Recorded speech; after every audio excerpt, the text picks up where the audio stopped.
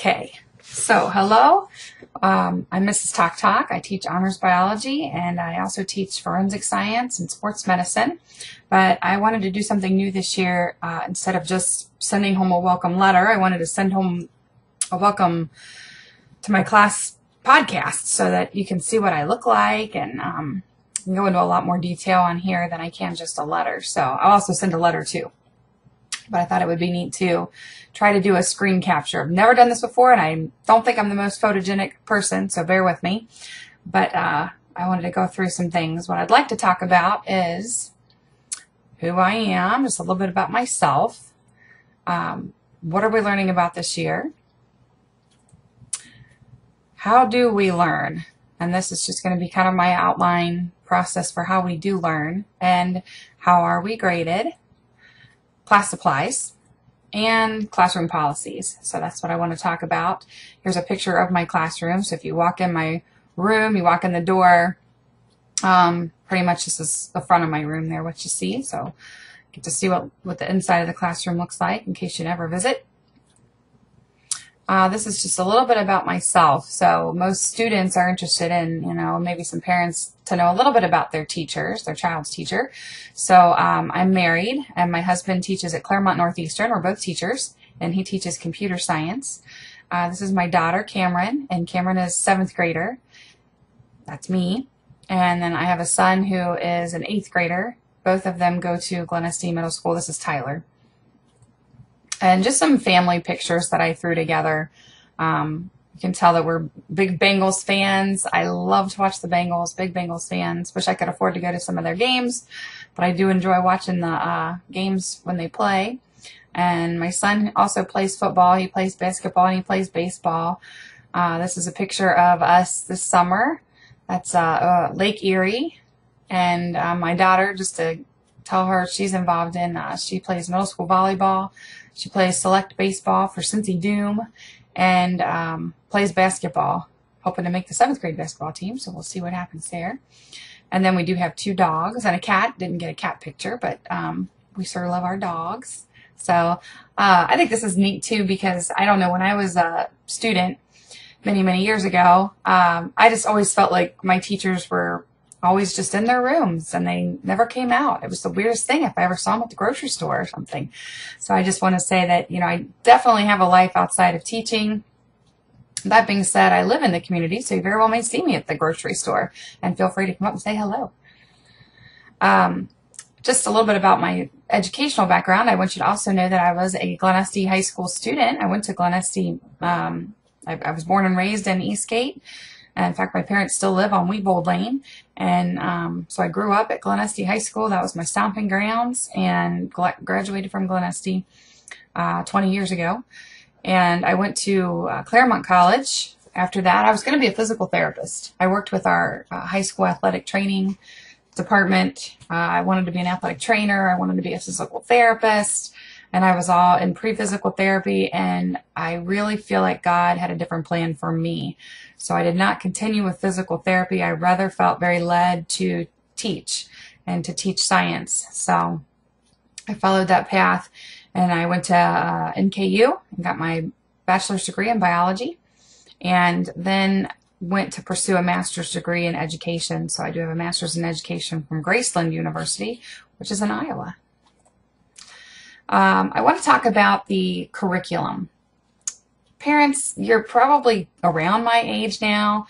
I've been teaching, this is going to be my 16th year teaching, and now I feel like I'm getting, to teach students, and the parents are kind of around my age. And if you think back to when we took biology in high school, you probably remember maybe a little bit about the cell, studying plants and animals, and maybe doing a frog dissection, little genetics or something in there. Okay, that's what I remember. I know that was a long time ago, but those are the things I guess that stood out to me. What I can tell you is that biology has changed dramatically, I think, from 20 years ago till today. And what the students are supposed to know, and this is set by the state of Ohio, this is the state standards for Ohio, what they have to know is far more rigorous and detailed than what we had to know in 9th grade as biology students. So I want you to know that I'm teaching the standards set forth by the state. And so it's not like what I want to teach. This is what we have to teach.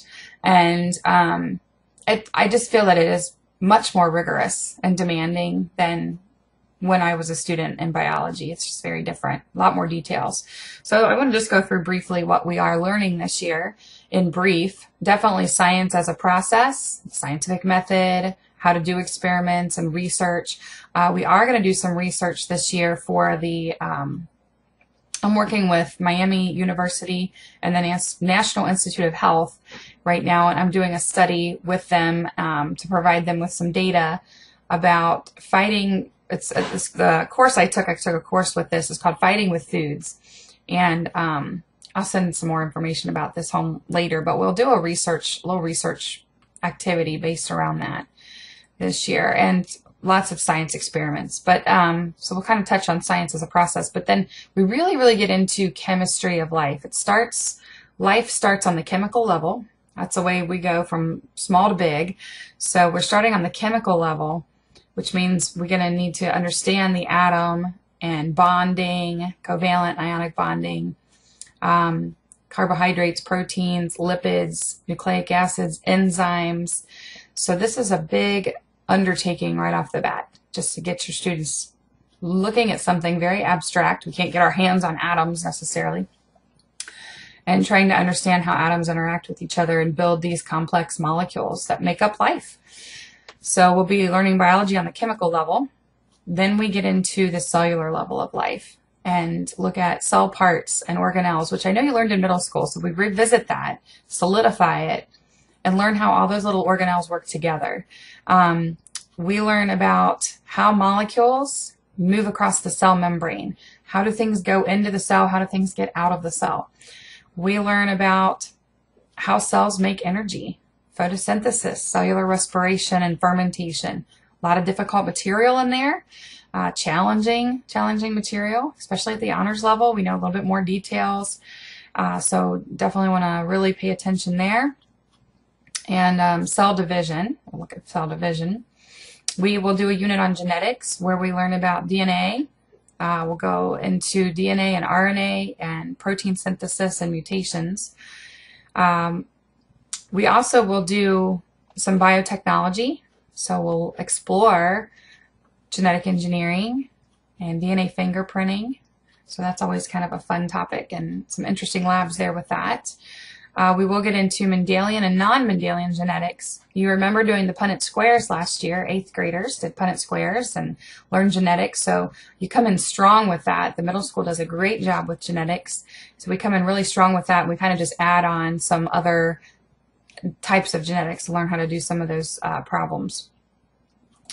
Then we'll go through evolution, the unit on evolution, change over time, looking at natural selection on a microevolution scale, talking about evolution, mechanisms that cause evolution, and then organization of life. How do we classify life? We'll talk about Carolus Linnaeus and his binomial nomenclature. We'll look at cladograms a lot. I saw on the biology air test. I'm not allowed to look at the questions, but I saw a lot of just cladograms flashing on screen. So definitely make sure we hit that pretty good. And if we can, we'll squeeze just a little bit of ecology in there, which is the, science of our world, ecosystems and populations and things like that. Sometimes I don't get to this ecology piece just because all of this stuff takes so long, and I have to get done by April. Mid-April is usually when the testing starts. So students will take a big post-assessment, and then they will take a biology air test for graduation requirements. Okay, and so sometimes I don't get to ecology so much, but I'm not as worried about that because students learn ecology from elementary school on. And so usually that is the least of my worries as far as state testing goes. But this is a big undertaking. This is simplified, of course. But there's so much new vocabulary words, abstract ideas and concepts that this is very challenging. It's going to be a very challenging course for 9th graders. Okay, not to say you won't be successful, because you will. But I just understand that it is challenging material.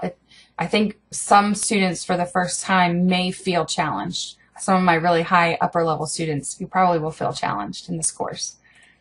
Okay, this is my layout for learning, and I put this together. I'm kind of proud of myself. Kind of a flow chart of how my class works and how we work through our units. And so we will start with a pre-assessment here. In fact, you'll be taking a pre-assessment, students, probably the first week of school. We got to do that right off the gate. And but not just a whole overview pre-assessment, but within each unit, I like to give a little pre-assessment just to see what my students know. It kind of gives me a feel for who knows what. It's not a big deal. It's not a graded thing, but it's just a data piece. It's an information piece for me. And from there, then we do some preview learning. Preview learning is just getting our feet wet with the material. I like to do POGIL activities. They are small group learning activities. In fact, the G stands for group and the L stands for learning. But it's process-oriented, group, inquiry-based learning activities. Research-based way to help students begin to understand the information and have something to anchor to when the information is presented formally. Colleges are doing this, and it's now in the high school level, and it is research-backed, and the retention of the material is so much greater when using these POGIL activities. So we'll do this as a preview learning, just to kind of get familiar with the content. Also, chapter outlines. Don't let the word outline scare you, okay? I'm not looking for Roman numerals and little lowercase letters and all that stuff and numbers. Okay, that's, if you want to do it that way, you can. But when I say a chapter outline, I really mean like a section outline. We probably won't do a whole chapter. We may do some sections. We will definitely do some reading and do some sections. But I just want you to get alone with your biology textbook and have a piece of paper and a pen or a pencil out and write the meat and potatoes that are coming out of the text at you in some organized way. So it can be bullet points. It could be some short sentences. It could be keywords and phrases and little doodles. I don't really care. There's a very big importance for you to make a connection with what you're reading. And if you have a pen or a pencil in your hand, it's going to, again, help you retain some things. So that way, when we get done with the preview learning and we get into our guided notes and discussion time, it's really a reinforcement, clarification time, good time to ask questions that you've had that come up. And that's where we are with the guided notes and discussion time. And I apologize because I think this video is, right here, and you probably can't see this box very well, but it says guided notes discussion time. That's where the teacher teaches. Okay, so insert me probably at the front of my room somewhere. I have a smartboard and PowerPoints, and most of my lessons are on PowerPoint now. And that's where we have our formal talk, and I'll try to give some lots of examples, and we'll have question and answer time, and probably some video reinforcement. I have some videos that I like to show, some different podcasts from Mr. Paul Anderson to the Penguin Prof, some teachers down in Texas that do the Amoeba Sisters, some really good videos that reinforce in kind of a fun way and with some good illustrations what we're trying to learn. Okay, so videos are not to take the place of my teaching, but just to reinforce, reiterate what it is we're trying to learn. Repetition is going to be our friend. Biology sometimes is like learning a new language, and anytime you're learning a language, the more you hear it, see it, hear it, see it, hear it, see it, it's going to start to sink in. And biology is going to be the same way, lots of repetition. So we have that time, and then we move into homework for practice. Students, I will talk about this for a little bit. Okay. Homework is so important because some of the concepts and content that we're going to be learning is really difficult. If you do not practice that material and take some time to get alone with it and practice it for yourself, you're going to struggle when we get to the test and you see questions and you aren't really familiar with the questions and you never really learned it. You'll struggle. Okay, if you do your homework and you take 5 minutes, it's like 5-minute homework, okay? Just short little homework pieces to help you practice and reinforce what you learned that day. Come back with questions so we can clarify questions. You're going to be way more successful. Homework is not worth a lot of points, so don't bother trying to copy someone's homework. If you copy someone's homework, you're not going to do well on the test. Okay? I will put it to you this way. I'm a big sports person. I love sports. Let's say basketball, okay? Game's on the line. Your teammate gets fouled. Your teammate never practices. They don't show up for practice very often. They don't practice their free throws. How much confidence do you have in that player to make the free throw shots? Probably not a lot, okay?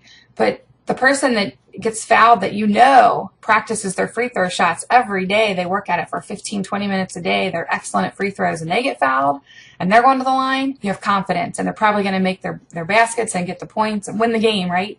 That's what we hope. So homework is the same thing, okay? The more you practice the information that's presented to you and question it and come back with those questions, the more you're going to learn it for yourself, and you're going to do well on the test. I absolutely 100% guarantee you, I've been teaching for 15, 16 years now, if we count our student teaching. I guarantee you that if you don't do your homework, unless you're just an absolute brilliant person, you're not going to do well on the test. And that's where the big points are. That's where the payoff is in your big tests, really.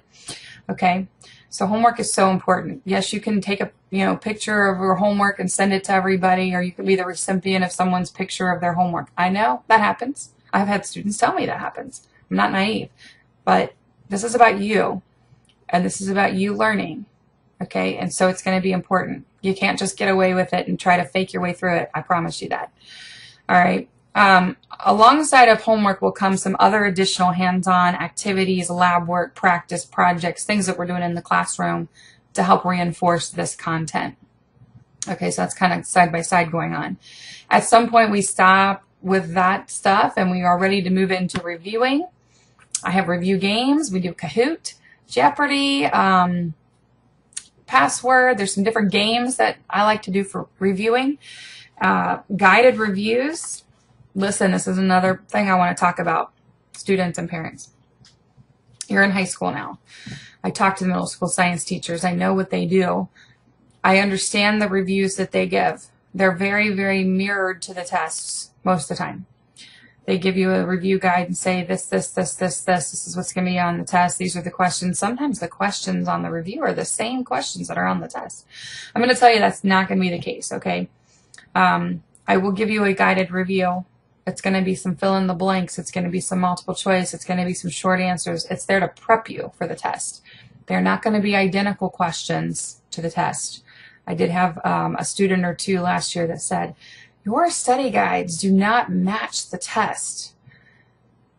They are not identical to the test, but the content, and I will tell you that I work with a colleague, Mrs. Story. She is teaching at Amelia. Okay, and then this is her second year there, but for 12 years, Mrs. Story and I have taught honors biology together. And we develop our study guides, and we make the tests, and we make our study guides go with the test. Okay, so the content is there, but the questions are not identical. So please understand that. But the content is the same. And those questions are there to really bring out the big pictures and the big ideas and sharpen and focus what you need to know to kind of help prepare you for the test. But the questions are not identical to the study guide. Okay, so let's just clear that up right now. Study is different for different people. You're going to have a binder with your notes and all of our information right there. So you're going to review that. You're going to maybe want to make some flashcards or go on Quizlet and make some electronic flashcards. That's a really good resource. Lots of review videos online. My goodness sakes, I can't imagine if I was a student today, all of the resources that are online. I didn't have all of that. You guys are very lucky and fortunate. You have all these resources online. You can help review some things, okay? So study, whatever that means to you, review your notes, and then we'll be ready for a post-assessment, which would be some sort of a quiz, quest, or test that I'll talk about here in a minute. Okay, so this is pretty much the layout for how all of our units of study will go.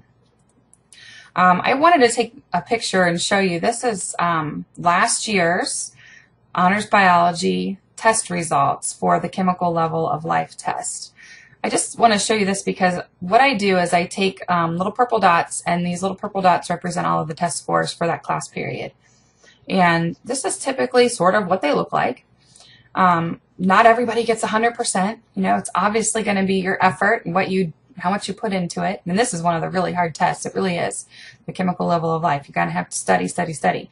But I will put these up after the test the next day so that everyone can see how they did when they get their scores back compared to the class.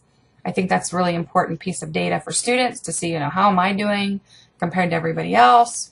And this is an important data piece for me to take a look at as well. So I will put these up after a test so we can see how we did. How are students graded? I'm missing a question mark there. Point system.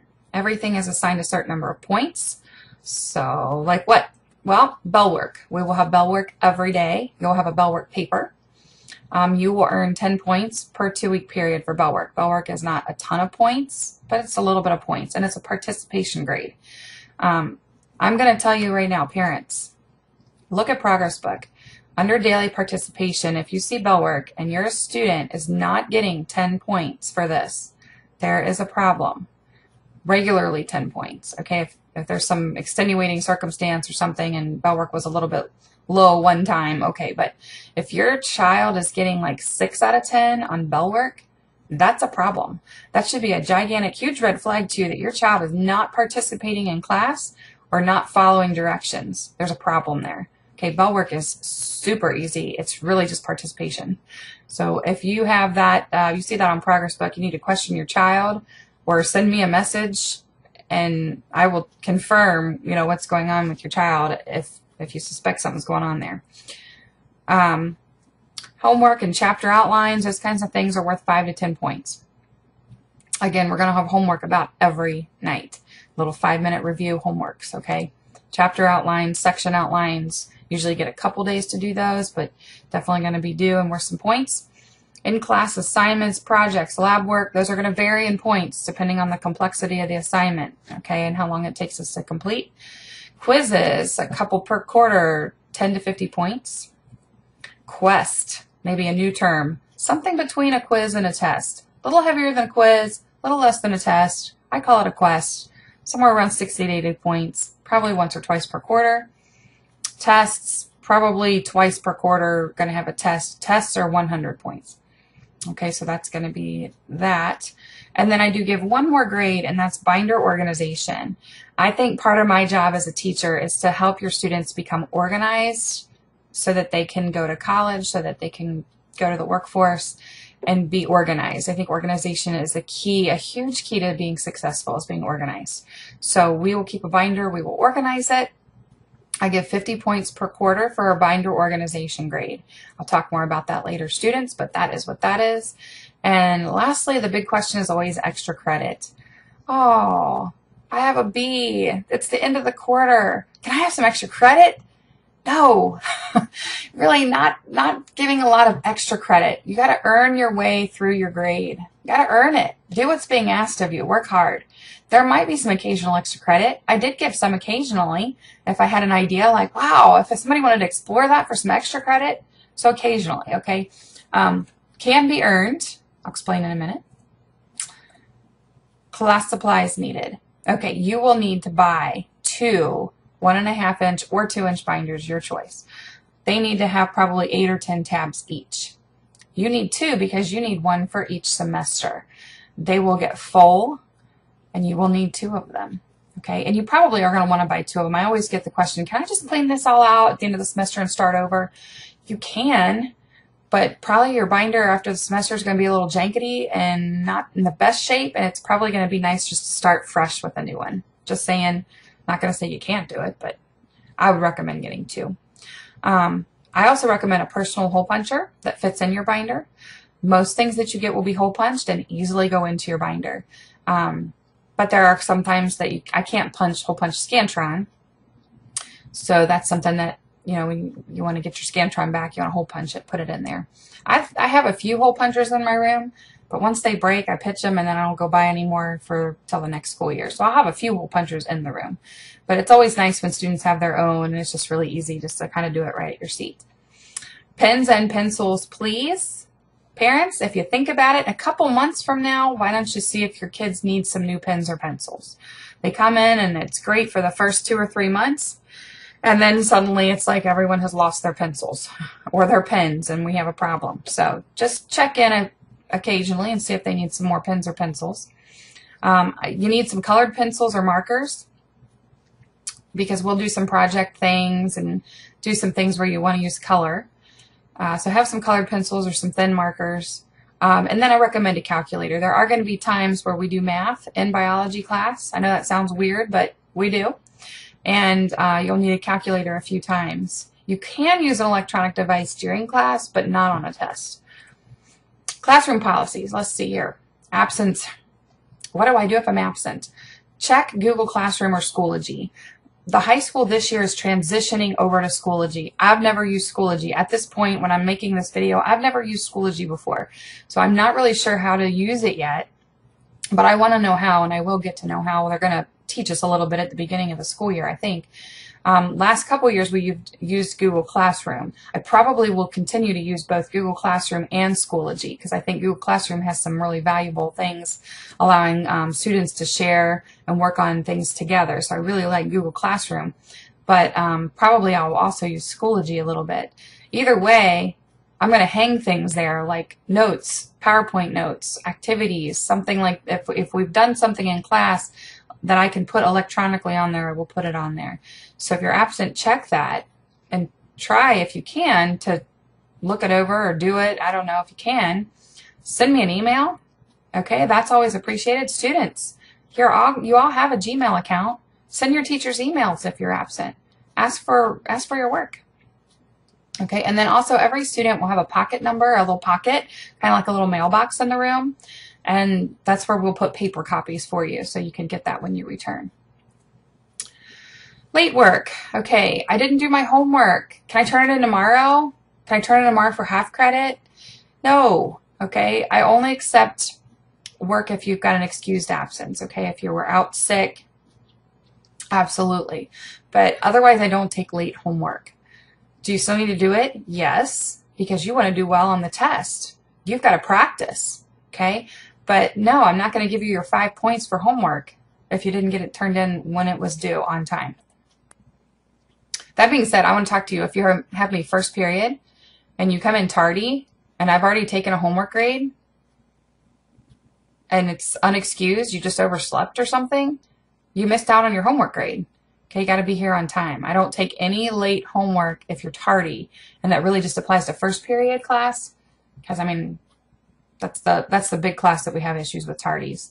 Let's not be tardy to school, okay?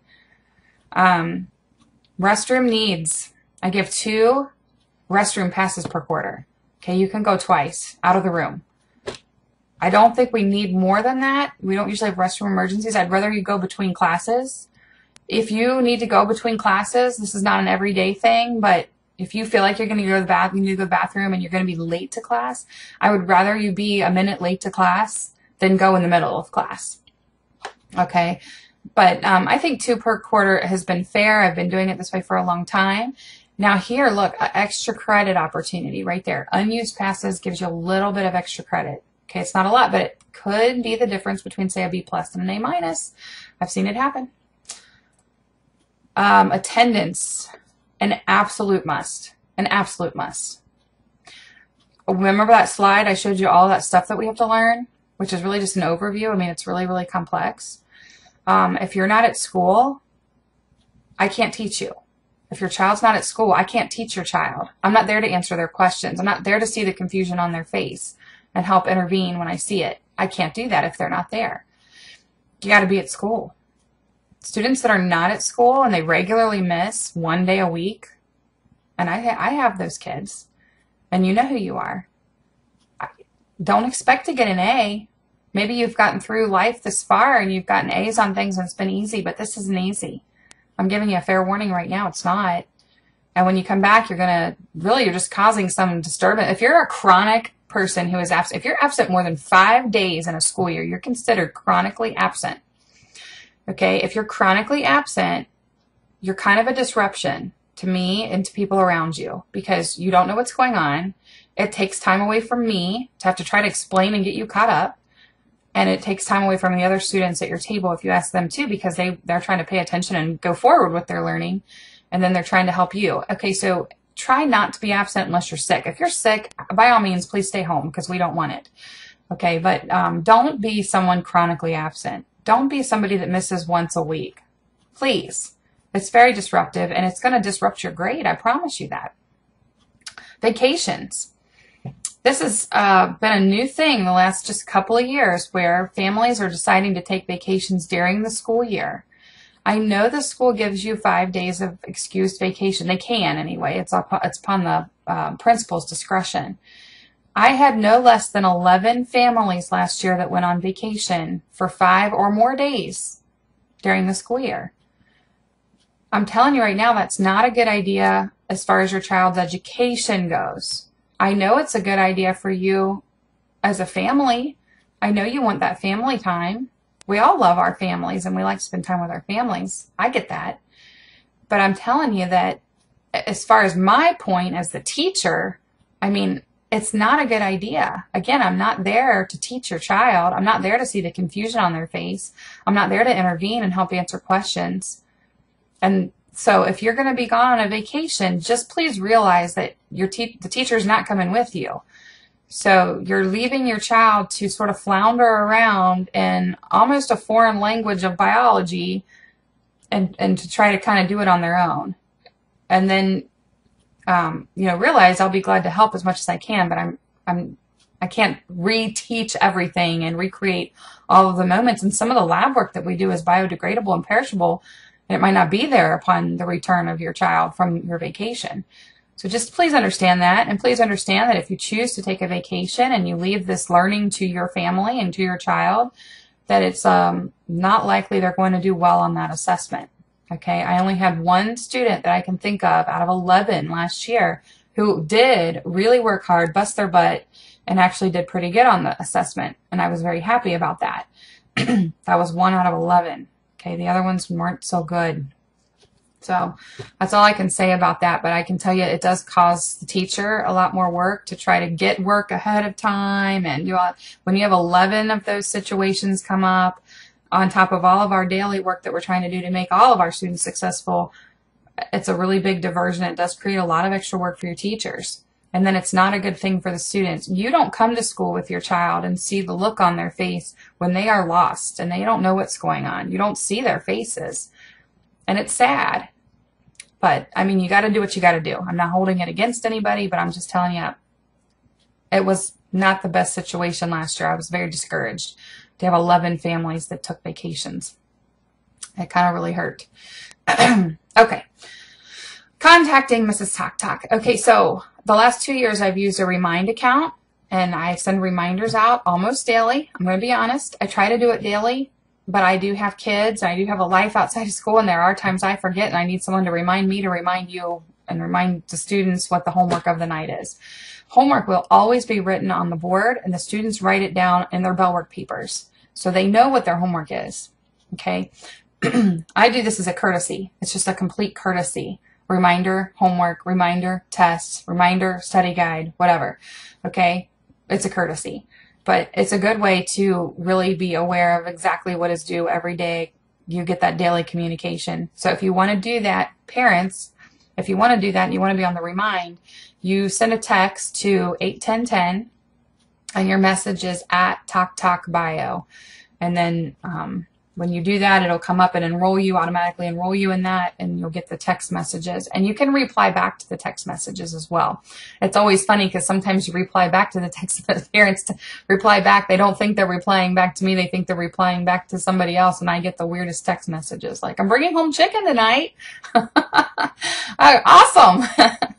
So, but that's available. Email, preferred method of communication. Okay. If you send me an email, I may be able to get back to you in between classes even. So if it's a short answer kind of thing. So email is preferred. Phone, I do have a phone in my room. That's my phone number. Please don't call me unless it's after 2:30, unless it's an emergency. If it's an emergency, maybe call the office. Because if you ring my phone, it's probably going to disrupt my class because I'm teaching classes all day. I'm after school until about 3 o'clock every day. Both my kids, especially in the fall, are doing a fall sport, and they're going to be there until about 5 o'clock. So I'm going to be there getting work done and getting things graded and getting prepped for the next day, but I'll be glad to meet with anybody that would like a little extra help, a little extra clarification. Okay, so if you want to send your child to me for some extra help, I'll be glad to help out. We also will have, I believe we will have study tables after school that rotate. So there's like a science day and a math day, and they do that at the middle school as well. So you can get extra help. It's free of charge. It's free tutoring. So we want to offer that to our students. I don't get to school until about 7 a.m. because I'm bringing my children to school, and they don't want to get there until about like 10 till 7. So I don't get there like super early in the morning, but you're still welcome if students want to stop by, you know, between 7 and 7:15, you can. But after school, I'm available as well. But that's pretty much all my availability, but I'm willing to help. Just a couple little fun clips as we end this out. I look forward to having a great year. Work hard, students, and you'll be successful. Thanks.